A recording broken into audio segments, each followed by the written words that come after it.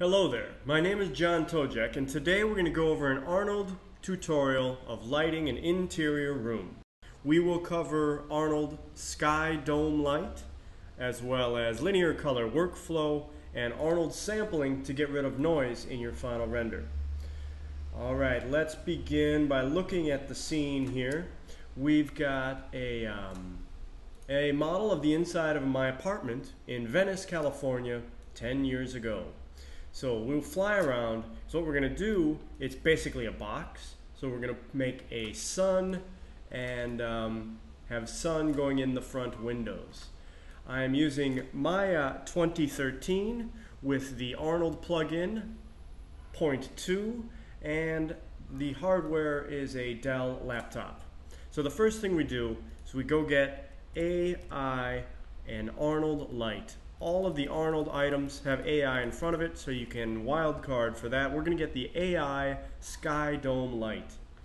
The Sky Dome light is very cool. There's also the AI Sky or the AI area lights. Sky you would use if you're doing a constant color. Sky Dome light has multi-importance sampling, so it is much better for getting hard shadows and soft shadows, and it renders faster, less noise.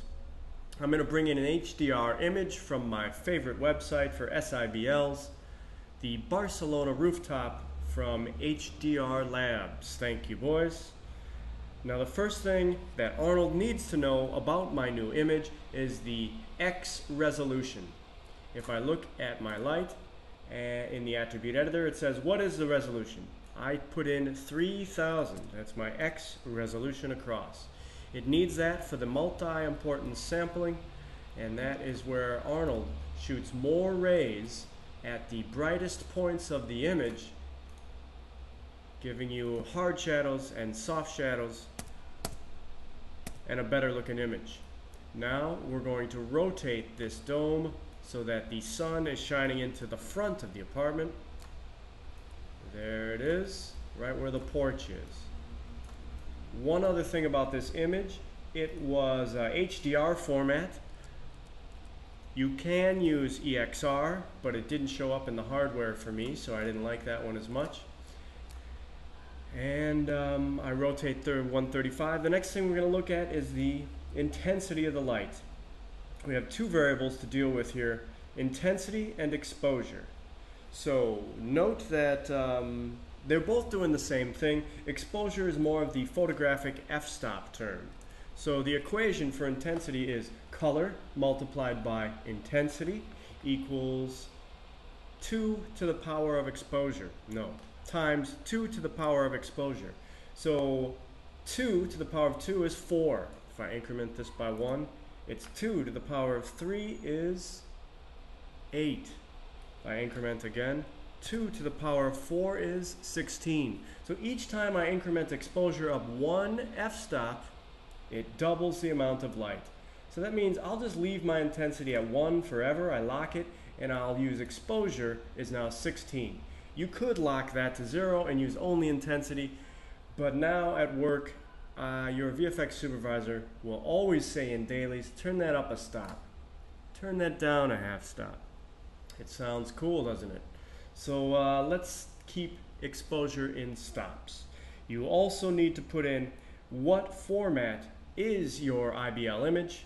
It could be a mirrored ball if it was a probe from the past, or a lat long, which is more common these days anyways. Okay, now that we have that set up, I go to my Arnold Render Globals. Make sure that I'm using the Arnold renderer rather than Mental Ray.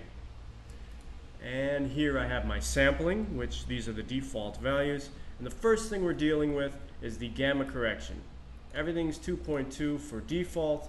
That's not correct, but I'm going to do my first render that way, and we'll discuss gamma color correction and linear color workflow.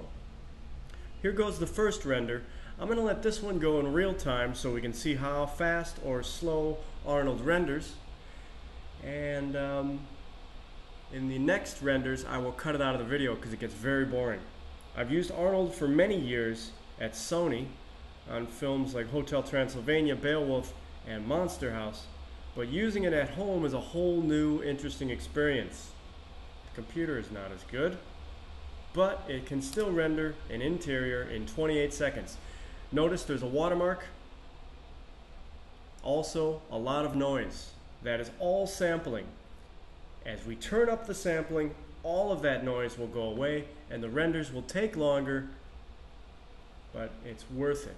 Alright, now that we have our first render, the first thing to do is make sure we're in a correct linear color workspace. In the past, we used to go to the render globals and turn on color management for Maya. Now those things are gone when we're using Arnold, and our controls are now here under the gamma correction as well as under the color management in Maya. We've got mainly two things here. It's more simple this way. Arnold is saying, do you want to correct the display? And number two, do you want to correct the textures with lights and shaders? You can do this either way, more in Arnold or more in Maya. I'm going to do less in Arnold. I want Arnold to not correct the display, so I leave that at 1.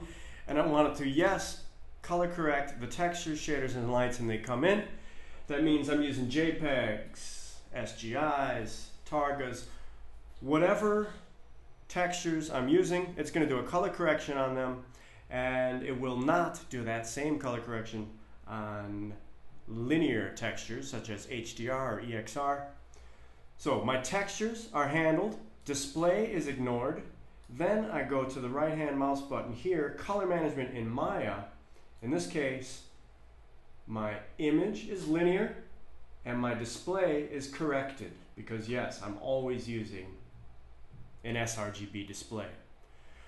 So now it's like I basically did two switches. I told Arnold not to do the display and I say Maya should do the display. I am going to render one more time like this, and I just prefer to do it this way because the Maya color correction is the same no matter what renderer I'm using, V-Ray or Mental Ray. It's always true that I'm working in linear, but I'm viewing it in sRGB. And then as you change the renderer, you know that the renderer is going to control the textures, and you don't want the renderer to affect the display. It's the simple way. Now to double verify this, let's do a couple things. I'd like to paste an image onto a card and bring it through. Now let's try that. I'll throw down a polygon billboard right there in the middle, and I'm going to throw a texture on there. The texture is going to be let's do an AI utility. AI utility can do all sorts of basic things like a flat. So flat will be just ignoring the light image, and I'm going to bring in the exact same Barcelona rooftop image and I'll paste it on there. It's an HDR image, it's floating point. If it comes in one way and renders out the same, then I'll feel confident we're not screwing up the gamma. So there it is, a big billboard. One other thing, I'd like, rather than having black in my backgrounds, let's put down some sort of background. And we will do that in the Render Globals, Environment, right-hand mouse button, create the sky shader, and my sky shader is going to get the exact same color as the sky dome light. So I select them both, take a look at them here, and I say this HDR should go right into my sky. So I just middle mouse drag, drop it in there. The other thing you want to do is make sure that your sky has the same rotation, which is rotated Y 135. That's the same rotation as my sky dome light. Now I'm going to do one more render. Oh, let's increase the quality a little bit of my light. There's two main places you increase quality. One of them is more samples for each and every light, or in the Render Globals. We'll just increase that to 4 and hit render. Alright, that has finished rendering. That is 48 seconds. Remember, we are size 640 by 360. Alright, there's an improvement in quality, and that is only from bringing up these samples in the light. Now, we have a background, which is matching the HDR we're bringing in for lighting, as well as that's our HDR image pasted onto a plane. Let's save this thing out and look at it in Nuke. One thing to consider, when you do save image here, it will only be 8-bit. It's not going to be the same 32-bit that we're rendering. We're rendering linear. So that 32-bit actually gets stored in the temp directory. So I open up Nuke and I say, let's read in the temp directory. So I look at whatever file is the newest. Here it is as test. And we say open that thing. Okay, that's exactly what we were seeing in our Maya display. Nuke realizes this is linear. It will call it linear right here, default linear, and it will do a color correction. Same thing on this. This is our original HDR. The other thing to do is if it goes in at higher values, like our sun is value 4, 3, and 2, and then in our render, the same sun, 8, 5, 2. So we're valid linear color workflow. What goes in comes out the same way. So ignoring the noise and such, at least we know that we're gamma correcting in all the correct places, and our final renders will be linear to be later brought into Nuke and compressed down to whatever our final format is. Alright, so that's enough for the billboard, and that's enough of gamma correction. Let's look at our shadows now. I'm going to take that card, make it invisible, and let's take a look at the shadows on this guy. Very, very soft. Now we would like hard shadows because it's a sun coming in. And you can see around the table there, we could get hard shadows. If we kept increasing samples, because of multi-importance sampling, we can definitely get hard shadows and soft shadows from one HDR image. But one thing to keep in mind when you're using an HDR image of the sun, chances are it's not a high quality image.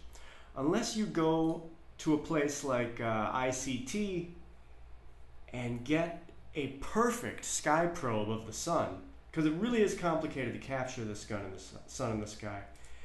Chances are you're not really going to get a perfect looking shadow from this image. Like this guy, the values of the sun are 8, 9, 10. What they really need to be are 10,000, 50,000, 100,000.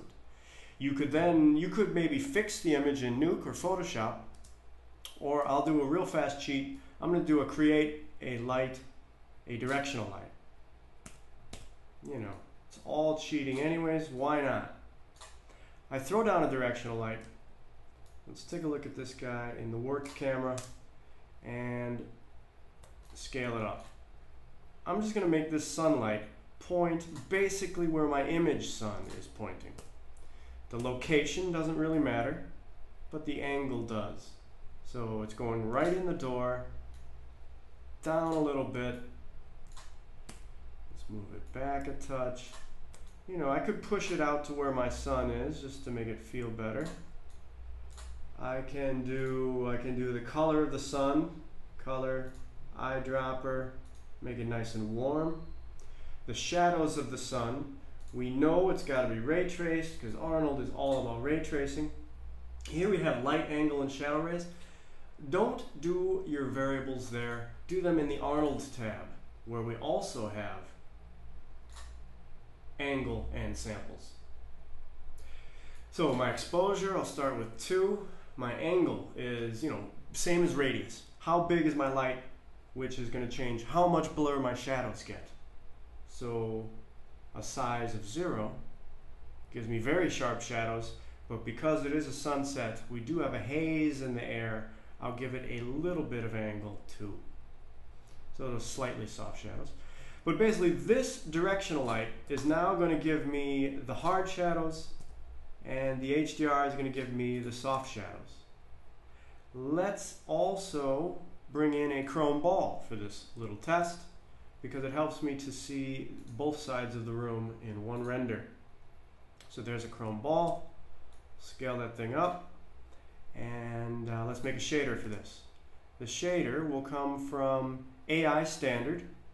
This is sort of the Arnold Uber shader, where you make any sort of material you want, all the basics. And to do chrome, it is no diffuse, but all specular. And we turn the roughness to be so sharp it's like a mirror, and then we can just change the name to chrome and then assign that shader. So I've got my sphere and assign.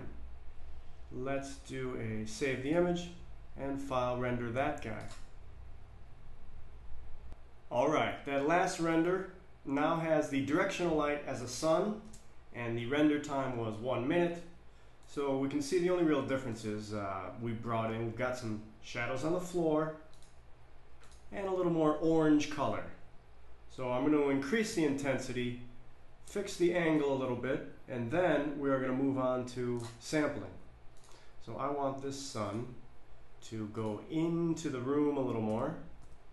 So I'll just angle it that way, hit the floor more, increase my angle was a bad idea. I'll turn that back to 0 to give myself very hard shadows. Since I don't have hard shadows, I don't really need more samples. And let's increase the intensity to 3. A nice strong sun. Whoops. I don't want to increase intensity. I'm going to leave that at 1, just like my other lights. I'll go ahead and lock it and only do it with exposure. I want to double the light, so I turn it from 2 to 3. And that is 1 stop up. Now, let's look at samples. All the places that we do samples are in the lights and then in the render globals. All of the noise happens from low or high samples. Now, that's really why I like Arnold a lot. When you're look deving, you work in low samples so that the renders go fast and you can fix a lot of things. Then as soon as you need to do a final render, you turn up your samples. Hopefully, you already know how high you need to go, and then you just turn it up and launch it. Which is much better than other renderers, like when you do low poly faking or point clouds or estimate methods that to do a fast render you have to turn down many different variables, and then you turn everything all up and suddenly the render looks different. That will never happen with sampling. It always looks the same. The Arnold philosophy on sampling is change things that are specific first and then the more general stuff. Straight from the manual. It says going from the particular to the general. So particular things are lights. Lights are first, then would be glossy samples, then diffuse, refraction, and then general things are AA samples. Watch these numbers up here. AA samples is a multiplier of all the numbers below it. So as I do 4, everything increases, GI, glossy, and refraction. If I only want to do diffuse increasing, we notice that only GI samples increases. And this sort of render is mostly GI. So as an educated guess, I'm going to turn GI up quite a bit. I have the chrome ball. I'll turn that to 0, and I'll turn this to 0.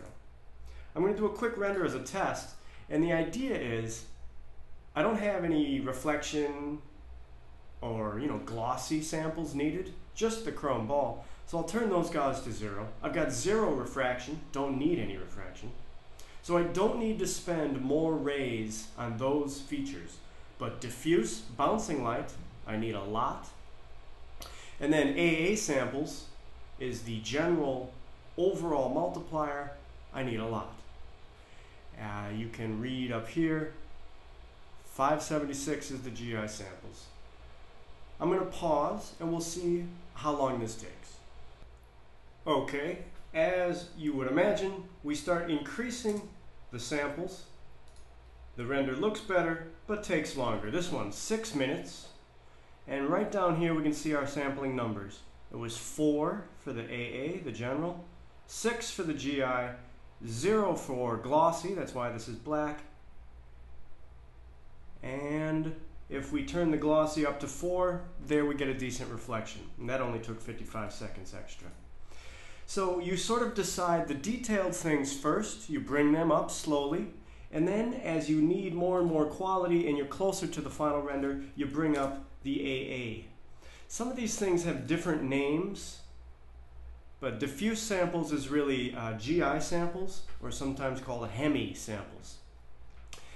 Once you get up to render times of 6 minutes, 10 minutes, 20 minutes, you can start to wedge these things so that you discover how high you need to go. And let's describe one more thing. These are always 2 to the power of 4, 2 to the power of 6. That's where these numbers come in. And remember that AA samples is a multiplier at the very end. So you could set that to 1 and then just jack these guys up much, much higher. Or you can lower the glossy and diffuse and turn up AA samples, because AA samples also helps for depth of field blurring and motion blur. Those two variables do not have their own samples, so you have to do AA samples to increase the quality of those two things. So if you don't have any motion blur or depth of field blur, your AA samples don't have to be large. You can only bring up the parts that you need. But if you do have blur, you might as well go with AA samples higher, diffuse samples lower. Let's look at Nuke real quick, where I did try a couple of wedges. So here I wedged only the GI from 1, 2, 3, 4, 5, 6, 7, 8, up to 8. Or in this example, I wedged AA, which is the general multiplier. 1, 2, 3, 4, 5, 6, 7, 8. Like on this one, you can see that reflection gets better as we go higher. Where on this other wedge was only GI, my glossy samples never changed. So the chrome ball looks noisy all the time. Whereas with the AA wedge, the glossy samples get increased because it's a multiplier. It increases them. And even better than that will be wedging up both AA and GI. So there they are, they're both at 1, 2 samples, 3, 4, 5, 6, 7, 8. So AA at 8 and GI at 8 gets me a pretty clean render.